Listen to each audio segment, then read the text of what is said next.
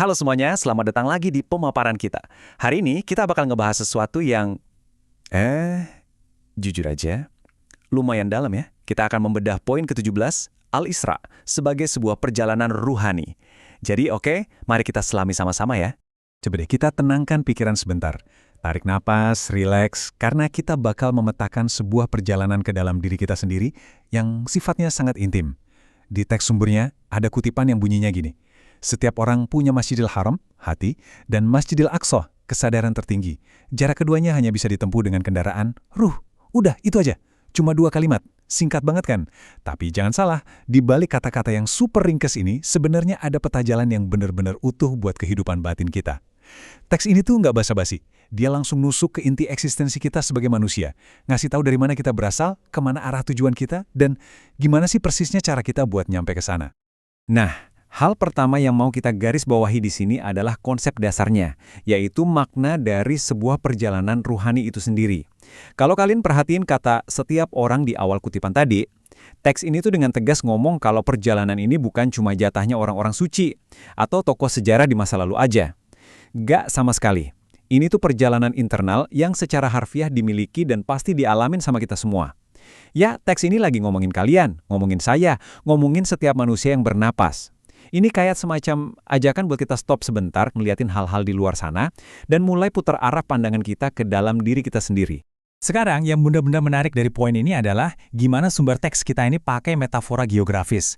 Penulisnya ngambil monumen fisik yang benar-benar nyata, megah, punya nilai sejarah tinggi di dunia nyata, terus dipetakan langsung ke dalam geografi metafisik di dalam diri kita yang bentuknya nggak kelihatan.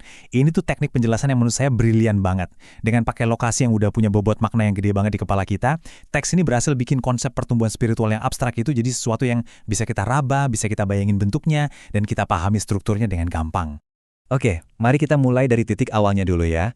Sumber materi kita nyebutin kalau titik awalnya itu adalah hati manusia. Coba deh buat kalian yang lagi dengerin pemaparan ini, saya pengen kalian benar-benar ngelihat ke dalam diri kalian sekarang juga. Teks ini secara terang-terangan bilang kalau kalian tuh udah punya titik awal ini. Kalian nggak perlu capek-capek nyari ke tempat lain. Hati, kalau kita bicara dalam konteks perjalanan ruhani ini, adalah fondasi paling dasar. Ibaratnya ini tuh titik nol. Dari sinilah semua pergerakan kita menuju kedewasaan spiritual dan pemahaman yang jauh lebih tinggi itu dimulai. Biar kebayangan lebih gampang, mari kita bandingin dua hal ini. Di satu sisi kita punya Masjidil Haram sebagai landmark fisiknya, sebuah tempat yang sangat disucikan, jadi pusat kiblat dan titik awal yang benar-benar kokoh, nggak tergoyahkan. Terus di sisi lain, sejajar sama itu adalah hati kita sebagai asal mula spiritual. Teks ini sengaja ngejajarin keduanya buat ngasih lihat kalau hati kalian itu ya Masjidil Haramnya kalian sendiri.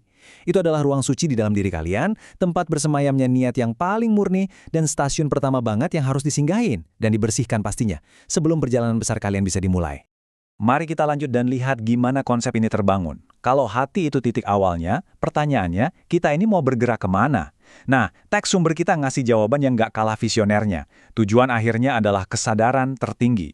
Wah, ini bukan cuma sekedar tentang, oh saya mau jadi orang yang sedikit lebih baik hari ini, atau pengen lebih empati sama orang lain. Enggak, kesadaran tertinggi di sini menyiratkan sebuah puncak potensi kita sebagai manusia. Ini tuh sebuah kondisi pemahaman yang benar-benar utuh, paripurna. Tempat di mana semua ilusi-ilusi duniawi yang bikin kita pusing itu memudar, dan hakikat kebenaran aslinya tuh kebuka lebar.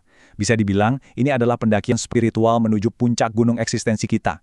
Nah, sekali lagi, teks ini pakai perbandingan yang kontras banget, tapi luar biasa indah. Secara historis, Masjidil Aqsa itu mewakili destinasi fisik yang jauh banget. Sebuah tempat suci yang ada di ujung sebuah perjalanan malam yang epik. Terus kalau di geografi batin kita gimana? Ya, Masjidil Aqsa itu adalah si kesadaran tertinggi tadi. Dengan ngebandingin destinasi fisik yang agung ini sama versi spiritualnya, teks ini lagi ngasih ilustrasi tentang sebuah ekspansi yang masif. Kita tuh nggak cuma sekedar pindah dari titik A ke titik B, tapi kita lagi bertransformasi, menuju potensi paling maksimal kita sebagai manusia yang sadar seutuhnya. Jadi poin krusialnya di sini adalah jarak. Kita jeda sebentar di sini ya, coba resapi. Teks dari materi kita nyebutin frasa jarak keduanya. Dengerin ya, ini bukan sekedar jarak 5 atau 10 km yang bisa kita tempuh pakai mobil. Ini adalah sebuah bentangan luas yang nggak kasat mata. Kayak sebuah jurang metaforis yang kayaknya tuh mustahil banget buat diseberangi.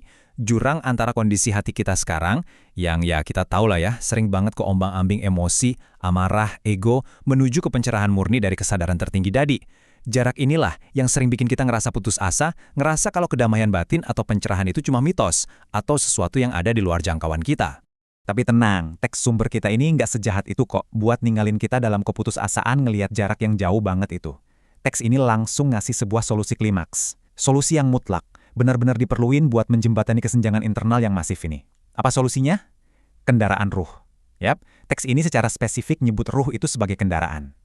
Maksudnya gini, kalian nggak bisa sekedar jalan kaki, kalian nggak bisa ngandelin kecerdasan otak atau logika murni, apalagi cuma pakai tenaga fisik buat ngelintasin jarak antara hati dan kesadaran tertinggi ini. Nggak mempan, hanya ruh, esensi yang paling murni dan ilahiyah dari dalam diri kalian yang punya spesifikasi mesin yang tepat buat menavigasi ruang metafisik tersebut. Dan ini dengan cemerlang mengilustrasikan keseluruhan peta jalan dari materi kita hari ini. Coba perhatiin struktur 3 langkah yang udah kita bedah tadi. Jelas banget kan? Langkah pertama, kalian bermula dari hati, yang jadi Masjidil Haram internal kalian. Terus, langkah kedua, disinilah kalian butuh metodenya, katalisatornya, yaitu si kendaraan ruh tadi.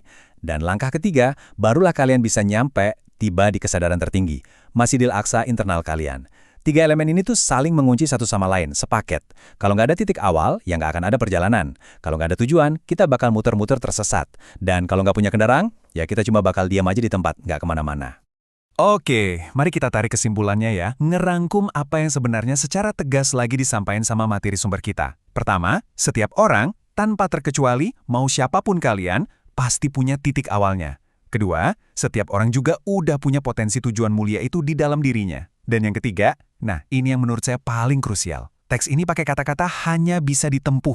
Dengar ya, hanya bisa. Kata ini tuh nutup rapat-rapat semua celah buat rute alternatif atau jalan pintas. Jarak internal yang saking luasnya ini hanya bakal tunduk dan bisa diseberangi kalau kita pakai kendaraan ruh. Bener-bener nggak ada cara lain.